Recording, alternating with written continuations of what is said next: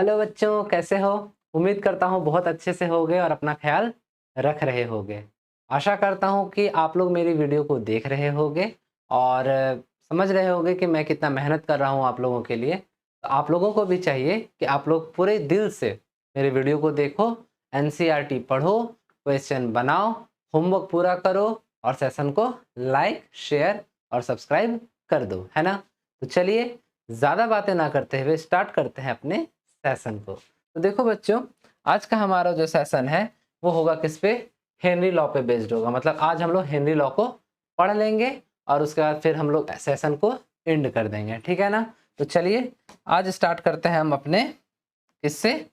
अपने होमवर्क से। तो हमारा होमवर्क ये रहा हमारे सामने, जो मैंने आपको पिछले सेशन में दिया था और कहा था कि आप इस क्वेश्चन को बना लेना। अगर आपसे नहीं बनेगा तो मैं बना दूंगा। तो चलिए मैं इस क्वेश्चन को बना के दे देता हूँ। क्वेश्चन आपसे क्या कह रहा है, ध्यान दीजिएगा।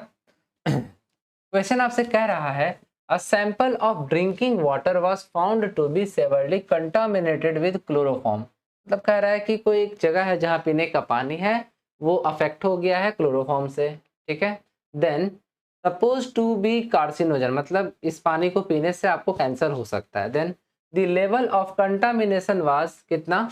15 ppm बाय मास, मतलब 15 पार्ट्स पर मिलियन है किसके रिस्पेक्ट में? मास के रिस्पेक्ट में, है ना? देन अब आपसे क्वेश्चन पूछ रहा है, express this in percent by mass, मतलब आपको मास परसेंट में पूछा क्वेश्चन को, ठीक है? और दूसरा क्वेश्चन क्या पूछ रहा है आपसे? डिटरमाइन दी क्या? मोलैलिटी। आपसे फिर क्या मांगा? मोलैलिटी मांग लिया इस क्वेश्चन का। तो देखिए हम लोग इस होमवर्क क्वेश्चन को कंप्लीट करके आगे बढ़ेंगे। तो चलिए सबसे पहले हम क्वेश्चन का डाटा को देख लेते हैं। हमको क्या दे दिया है? 15 पार्ट्स पर मिलियन दिया है मास के रिस्पेक्ट में। चूंकि यहाँ जगह का कमी हो जाएगा क्योंकि क्वेश्चन तो पूरा बोर्ड ले चुका है, तो हम क्या करते हैं, हम एक नया स्लाइड ले लेते हैं जिसमें हम क्वेश्चन को कंप्लीट करवा सकें, ठीक है? देन क्वेश्चन में आपको गिवन क्या है? क्वेश्चन में आपको गिवन है, गिवन क्या दिया हुआ है? पार्ट्स पर मिलियन दे दिया है ना, पीपीएम दे दिया है। पीपीएम दे दिया है कितना? 15। किसके रिस्पेक्ट में? बाय मास, बाय मास, है ना? तो चलिए यहाँ पर आपको इससे आप क्या क्या निकाल सकते हैं। जब मास के रिस्पेक्ट में पीपीएम दिया है तो पीपीएम का मतलब क्या है ये हम आपको कल ही बता चुके थे। क्या है पीपीएम का मतलब? पीपीएम का मतलब है कि आपका जो यहाँ दिया हुआ मतलब क्या? 15 ppm means 15 gram of solute. Solute क्या है यहाँ पे? क्लोरोफॉर्म। क्या है क्लोरोफॉर्म का formula? CHCl3 present in 10 to the power 6 value of solution, ठीक है? 15 ppm का मतलब है कि क्लोरोफॉर्म कितना है? 15 ग्राम। किस में? टोटल सॉल्यूशन कितना होगा? 10 का पावर 6 वैल्यू ऑफ सॉल्यूशन में। देन आपको पता है क्या? आपको पता है मास परसेंट का फॉर्मूला क्या होता है? Mass percent is equal to क्या होता है? Mass of solute divided by क्या? टोटल मास ऑफ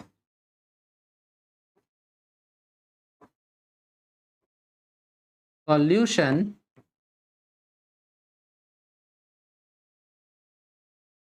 इनटू यहाँ 100। यही होता है मास परसेंट का फॉर्मूला, होता है कि नहीं? देन ये मास परसेंट का फॉर्मूला है हमारा, ठीक है? तो हम इसमें क्या करेंगे? अब पुट कर देंगे, ठीक है? तो चलिए पुट करते हैं। इसमें क्या है? W हमारा क्या निकल गया? मतलब मास ऑफ सॉल्यूट क्या है? मास ऑफ सॉल्यूट है हमारा,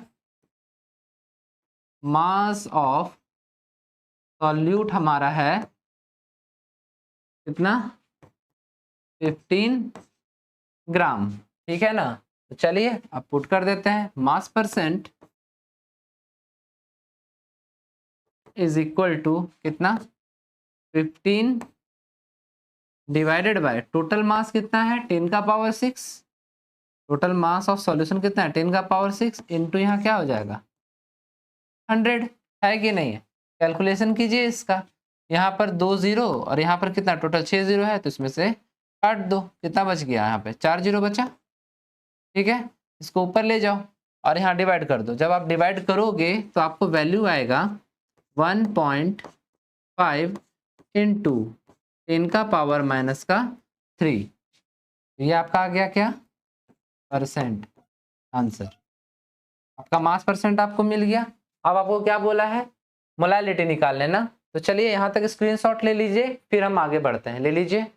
अब देखिए अब क्या है, यहाँ पे हमको मोलालिटी बोला है, तो हम एक काम करते हैं मोलालिटी निकालते हैं। तो इधर हम मिटा दे रहे हैं। ठीक है, चलिए ये हम मिटा दिए पूरा। ठीक है ना। अब देखिए, तो चलिए अब हम क्या करते हैं, अब हम मोलालिटी निकाल लेते हैं इसका। ठीक है ना। तो चलिए मोलालिटी इज इक्वल टू हम लोगों ने फॉर्मूला में क्या पढ़ा है, मोलालिटी इज इक्वल टू हम लोगों ने पढ़ा है m इज इक्वल टू क्या पढ़ा है WA जो कि मास ऑफ सॉल्यूट है into 1000 divided by molar mass of solute MA into WB यानी कि mass of solvent in kg है ना। ये किसमें रहेगा kg में, ये दिमाग में रखना है बस। ठीक है, तो चलिए इसको हम गोल घेरा बना देते हैं। ये गोल घेरा बन गया। अब हमको जो जो चाहिए वो हम निकाल लेंगे है ना। हमारा ppm क्या था, हमारा ppm है 15। देखिए यहाँ थोड़ा सा मिट गया, 15 है। ठीक है, तो चलिए अब हम क्या करते हैं, लिखते हैं WA यानी मास ऑफ सॉल्यूट हमको कितना मिल गया है 15 ग्राम। ठीक है, मोलर मास ऑफ सॉल्यूट यानी कि मोलर मास ऑफ CHCl3 ये कितना होगा हमारा। ठीक है, कार्बन कितना है 1 है तो 12, हाइड्रोजन कितना है 1 है तो +1 और क्लोरीन कितना है 35.5 इंटू 3। तो हमारा कितना आ जाएगा, जब आप पूरा को कैलकुलेट करोगे तो आपको मिलेगा 119.5। ठीक है, तो मोलर मास हमको मिल गया क्लोरोफॉर्म का। अब हम एक काम करते हैं, अब हम जो है चले जाते हैं कहाँ, WA मिल गया है हमको, अब WB चाहिए। WB कैसे निकालेंगे, टोटल मास सॉल्यूशन में WA घटा दो तो WB क्या होगा, टोटल मास सॉल्यूशन का कितना था 10 का पावर 6 माइनस आपका WA कितना है 15। तो हमारा क्या आ जाएगा सॉल्वेंट आ जाएगा, सॉल्वेंट का मास आएगा। लेकिन आप जरा सोचो 10 का पावर 6 में अगर 15 तो आप घटा ही दोगे तो ये तो बहुत कम है ना, ये वैल्यू बहुत कम है। 10 का पावर 6 में 10 लाख में आप 15 घटाने जाओगे क्या, तो बहुत कम है। तो इसको हम क्या कहेंगे, इसको हम मान लेंगे क्या कि कितना होगा 10 का पावर 6 ही होगा। ठीक है ना, क्योंकि बहुत कम मात्रा है, याद रखिएगा बहुत ज्यादा कम। देन अब हम क्या करते हैं, अब हम सीधा मोलालिटी निकालते हैं। तो m is equal to WA कितना है हमारा 15 इंटू 1000 डिवाइडेड बाई MA कितना है हमारा, MA आया हमारा 119.5 मल्टीप्लाई बाई कितना WKg कितना है 10 का पावर 6। आप जब इसको कैलकुलेट करोगे पूरा अच्छे से तो आपको मोलालिटी इज इक्वल टू आपको आंसर आएगा, बढ़िया से कैलकुलेट कर लेना, इस ऊपर नीचे काट देना, सब कुछ कर लेना। तो आपको आंसर जो आएगा वो मिलेगा 0.1255 इंटू 10 का पावर माइनस का 3। ये 3 जीरो से कट जाएगा है ना। देन आप इसको ऐसे लिख लेना ताकि सिग्निफिकेंट फिगर्स के जैसा दिखे। ठीक है, 1.255 इंटू 10 का पावर माइनस का 4, ये हमारा क्या हो गया आंसर। तो आपको मोलालिटी भी मिल गया और साथ में मास परसेंट भी मिल गया। बोलो सबको समझ में आया। वैसे ये जो क्वेश्चन था ना, ये मैंने कहाँ से उठाया है, ये मैंने आपके NCERT से लिया है। ठीक है ना। देन आपको सारे NCERT का एक्सरसाइज भी करना है। अगर आप मुझसे कहो कि सर आप NCERT का एक्सरसाइज का न्यूमेरिकल्स का पूरा पोर्शन कंप्लीट करवा दो, तो वो मैं करवा दूंगा। लेकिन ये तो एक तरह से हो जाएगा कि मैं आपका हर जगह पे हिंट कर रहा हूँ। जरूरी क्या होता है मैं बता देता हूँ। अगर आप साइकिल चलाना सीख रहे हो और हर बार कोई सहारा दे देना आपको, तो आप कभी साइकिल चलाना नहीं सीख सकते। वैसे ही पढ़ाई में भी होता है। अगर मैं हर एक न्यूमेरिकल्स आपके लिए बना दूं तो फिर आपको तो पता ही चल जाएगा कि हाँ सर तो बना देंगे, फिर आप खुद से मेहनत तो करोगे नहीं। तो आपको खुद से मेहनत करना चाहिए, है ना। ध्यान रखना है इस चीज का। चलिए अब हम लोग क्या करते हैं, अपने टॉपिक के ऊपर ध्यान देते हैं, मतलब अब आगे चलते हैं। स्क्रीनशॉट ले लो इसका, आगे बढ़ते हैं। देन हाँ तो गाइस अब हमारा जो टॉपिक है वो है सॉल्युबिलिटी, है ना। देखिए सॉल्युबिलिटी से हम क्या समझते हैं, सबसे पहले हम हर एक टॉपिक को अच्छे से समझेंगे और उसके बाद आगे बढ़ते चलेंगे, ठीक है ना। तो सॉल्युबिलिटी का मतलब क्या हुआ, कोई भी सॉल्यूट जब किसी सॉल्वेंट में डिसॉल्व होता है तो उसका जो टेंडेंसी है ना डिसॉल्व होने का, उसी को हम सॉल्युबिलिटी कहते हैं। Got it? समझ गए? फॉर एग्जांपल हम क्या करते हैं, सॉल्यूशन तैयार करने का कोशिश करते हैं। आप अपने घर में क्या करो, एक कप लो या फिर किसी तरह कोई एक कंटेनर लो, उसमें वाटर को डालो और वाटर को डालने के बाद क्या करो, आपके पास दो कंपोनेंट होने चाहिए, एक शुगर ले लो और एक सॉल्ट ले लो। ये तो घर में इजीली अवेलेबल है। अब आप क्या करो कि नमक को यानी कि सॉल्ट को पानी के अंदर डालो। आप देखो कि सॉल्ट का टेंडेंसी, उसके बाद आप शुगर को डालो वाटर में, दूसरे वाटर में डालो, दो कंटेनर ले लो, ठीक है ना, और दूसरे कंटेनर में आप शुगर को डालो। आप ये पाओगे कि शुगर से ज्यादा फास्ट सॉल्ट डिसॉल्व हो जाएगा वाटर में। उसके पीछे का रीजन क्या है? उसके पीछे का रीजन ये है कि सॉल्ट ज्यादा अच्छे से डिसॉल्व हो सकता है वाटर में। तो इसका मतलब हम ये कह सकते हैं ना कि सॉल्ट ज्यादा टेंडेंसी रखता है शुगर से। क्लियर है? कह सकते हैं। तो इसका मतलब क्या हुआ? सॉल्युबिलिटी समझ में आ गया। मतलब क्या, किसी भी सॉल्यूट का जो टेंडेंसी होगा डिसॉल्व होने का किसी भी सॉल्वेंट में, उसी को हम क्या कहेंगे? उसी को हम कहेंगे सॉल्युबिलिटी। तो देखिए सॉल्युबिलिटी में क्या लिखा हुआ है, देन आपका डेफिनेशन ये है, the tendency of solute dissolved in any solvent are known as solubility. बोलिए अच्छे से क्लियर है सॉल्युबिलिटी? यस सर, बिल्कुल क्लियर है। अब देखिए सॉल्युबिलिटी में भी हमें दो चीजों को पढ़ना है। क्या क्या है हमारा? सबसे पहला है क्या? डिसोल्यूशन और क्रिस्टलाइजेशन। तो देखिए हम लोगों ने जब सॉल्यूशन चैप्टर स्टार्ट किया था तो मैंने आपको बताया था कि कुल मिला के सॉल्यूशन के 9 टाइप्स अवेलेबल हैं, मतलब 9 तरह के सॉल्यूशन होते हैं। ठीक है, अब यहाँ क्या है, अब आपको सबसे पहले क्या पढ़ना है, solubility of solids in liquid. देखिए हमें दो तरह का सॉल्यूशन अभी क्लास 12th में पढ़ना है। कौन कौन सा? Solubility of solid in liquid and solubility of gas in a liquid. अब देखिए ध्यान दीजिए, गैस वाला टॉपिक तो बहुत ज्यादा इंपॉर्टेंट है और वो थोड़ा क्या है, बड़ा भी है। तो सबसे पहले हम किसको कंप्लीट कर लेंगे? Solubility of solid in a liquid. अब ध्यान देने वाली बात है, इसमें भी आपका दो टॉपिक आता है। कौन कौन सा? एक है डिसोल्यूशन और एक है क्रिस्टलाइजेशन। यहाँ आप इसको समझेंगे कि क्रिस्टलाइजेशन और डिसोल्यूशन होता क्या है। तो देखिए ध्यान दीजिए, सबसे पहले हम डिसोल्यूशन से स्टार्ट करते हैं। देखिए जब हम कोई सॉल्यूशन तैयार कर रहे होते हैं तो जाहिर सा बात है उसमें हम कोई सॉल्यूट और सॉल्वेंट को मिलाएंगे। तो हम मान लेते हैं कि हमारे पास एक सॉल्यूट है और एक सॉल्वेंट है, ठीक है ना। अब क्या कर रहे हैं हम, जब हम सॉल्यूट और सॉल्वेंट को मतलब सॉल्वेंट में सॉल्यूट को जब हम डाल रहे हैं तो जाहिर सा बात है सॉल्यूट के पार्टिकल्स अंदर जाएंगे और सॉल्यूट के पार्टिकल जब अंदर जाएंगे जो डिसॉल्व हो रहे होंगे, इसका मतलब क्या हुआ? इंटरमिक्सिंग हो रहा है। तो मतलब क्या? Intermixing of solute and solvent particles are known as dissolution. मतलब जब सॉल्यूट और सॉल्वेंट के पार्टिकल्स आपस में मिक्स होंगे, ठीक है ना, उसी को हम क्या कहेंगे? डिसोल्यूशन कहेंगे। कोई दिक्कत है इसमें? नहीं होना चाहिए, बहुत इजी टॉपिक है, ठीक है। उसके बाद आ जाता है क्या? क्रिस्टलाइजेशन का। तो देखिए ये देखिए, ये पहला जो आपको फिगर दिख रहा है, ठीक है ना, इसको क्या कहेंगे? इसी को कहेंगे हम क्या? डिसोल्यूशन। देखिए ध्यान से देखिए यहाँ पे क्या हो रहा है, हम पानी में किसको डाल दे रहे हैं? नमक को डाल दे रहे हैं और घुला दे रहे हैं। तो ये जो इंटरमिक्सिंग हो गया ना, इसी को क्या कहेंगे हम? डिसोल्यूशन। इसी को क्या कहेंगे हम? डिसोल्यूशन। अब देखिए नीचे क्रिस्टलाइजेशन, आपको कुछ दिख रहा होगा कि कुछ व्हाइट व्हाइट टाइप का नीचे क्या हो रहा है? बैठ रहा है, पीपीटी के जैसा, है ना। इसका मतलब क्या हुआ? इसका मतलब ये हुआ कि जब हम क्या सॉल्यूट पार्टिकल को डाल रहे हैं, ठीक है, सॉल्वेंट में, और सॉल्यूट पार्टिकल अंदर जाके क्या कर रहा है? कोलाइड कर जा रहा है, आपस में टकरा रहा है और टकरा करके क्या बना रहा है? पीपीटी बना रहा है, मतलब प्रेसिपिटेट बैठ जा रहा है नीचे। तो इसी को क्या कहते हैं हम? क्रिस्टलाइजेशन। ऐसा नॉर्मली कब देखने को मिलता है? देखो जब आप ज्यादा से ज्यादा किसको? सॉल्यूट पार्टिकल को डिसॉल्व करते जाओगे तो एक समय ऐसा आएगा जब सॉल्वेंट पार्टिकल का टेंडेंसी खत्म हो जाएगा किस चीज में? अपने अंदर डिसॉल्व करवाने में। तो उस कंडीशन में क्या होता है कि जो सॉल्यूट पार्टिकल है वो आपस में ही टकरा के कोलॉइड बना करके पीपीटी बनाने लगते हैं, यानी प्रेसिपिटेट होने लगते हैं, नीचे बैठने लगते हैं कीचड़ के जैसा, ठीक है ना। तो देखो हम दोनों का एक बार डेफिनेशन आपको पढ़ के समझा देते हैं। तो देखो क्या है? Dissolution, intermixing of solute and solvent particles are called dissolution. Simple है। इसके आगे चलते हैं, क्रिस्टलाइजेशन। क्या? Some solute particles in solution collide with the solid solute particles and get precipitated. These process are known as crystallization.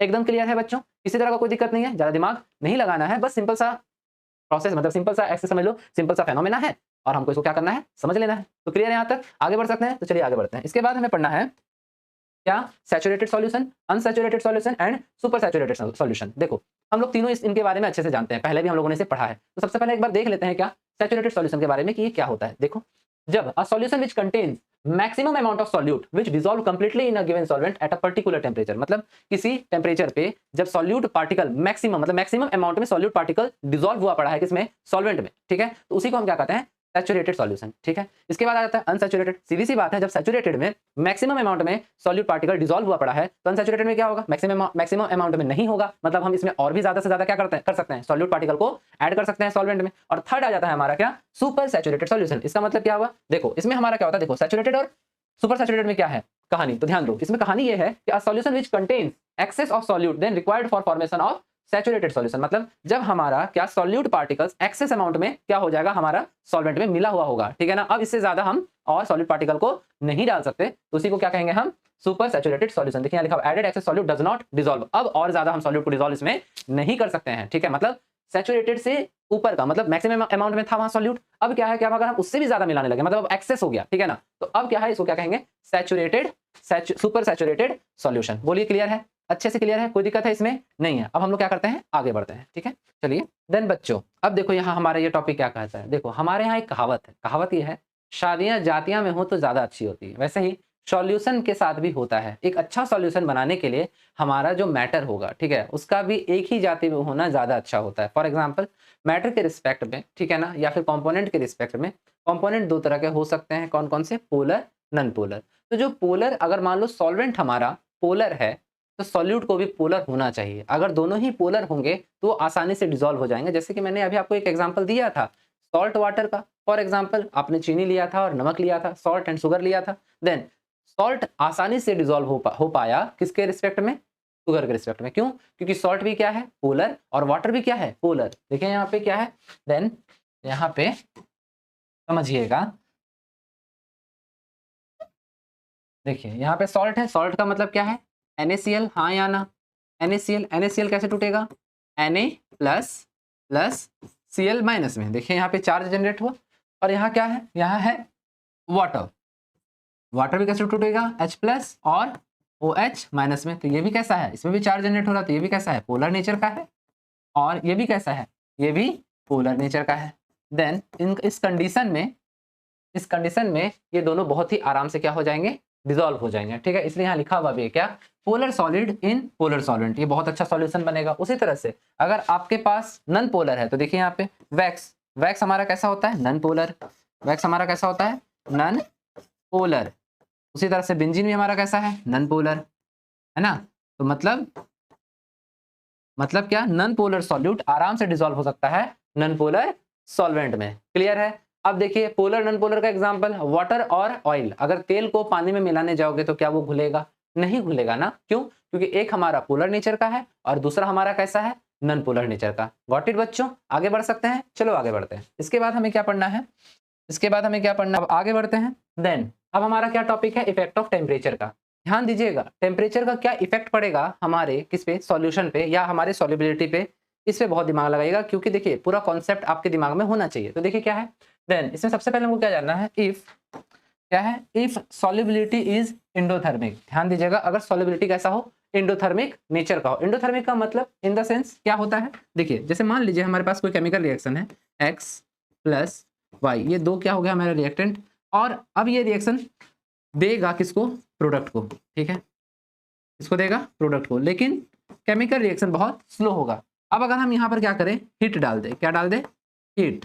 अगर हम heat डाल देंगे तो रिएक्शन क्या हो जाए हमारा? फास्ट। हीट डालने पर रिएक्शन हमारा कैसा हो जाए? फास्ट, मतलब प्रोडक्ट जल्दी जल्दी बनने लगे। तो इसका मतलब ये रिएक्शन कैसा है? ये रिएक्शन है आपका एंडोथर्मिक। तो मतलब सॉल्युबिलिटी कैसा होना चाहिए? एंडोथर्मिक। फॉर एग्जांपल आप चीनी को घोलना चाहते हो, मान लो आप मिठाई बनाना चाहते हो। ध्यान से सुनना, आप मिठाई बनाना चाहते हो। मिठाई बनाने के लिए आपको क्या चाहिए? चाशनी, चीनी का चाशनी। अब चीनी का चाशनी आप कैसे बनाओगे? अगर आप मान लो एक कंटेनर ले लो, उसमें चीनी डाल के छोड़ दो, तो क्या चाशनी बन जाएगा? क्या शुगर बहुत जल्दी डिसॉल्व हो जाएगा? क्या नहीं ना। तो उसके लिए आपको क्या करना होता है? नीचे से हीट देना होता है। जब आप हीट डाल दोगे तो वो जल्दी जल्दी क्या होगा? सॉल्यूशन तैयार होगा और हमारा चाशनी बनके भी तैयार हो जाएगा। तो मतलब चीनी का चाशनी बनाना हमारा कैसा केमिकल रिएक्शन है? एंडोथर्मिक। बोलिए अच्छे से समझ में आ गया? कोई दिक्कत है इसमें? नहीं है। तो एंडोथर्मिक के लिए आप जितना ज्यादा क्या करोगे? टेम्परेचर को क्या करोगे? इंक्रीज करोगे, तो सॉल्युबिलिटी भी क्या होगा? उतना ही ज्यादा इंक्रीज करेगा। हाँ या ना?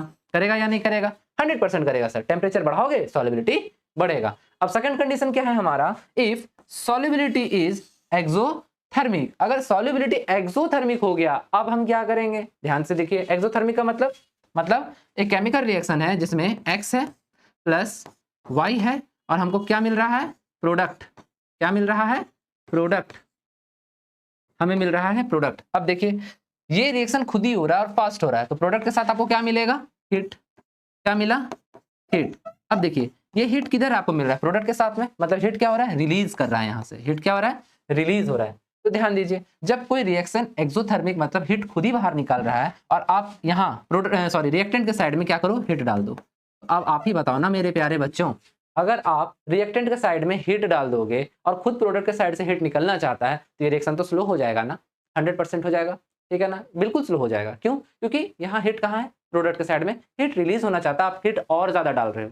तो इस कंडीशन में सॉल्यूशन भी आपका जल्दी तैयार नहीं होगा, सॉल्युबिलिटी घट जाएगा। किसके रिस्पेक्ट में? जब सॉल्युबिलिटी कैसा हो? एक्सोथर्मिक हो। ध्यान दो, है ना।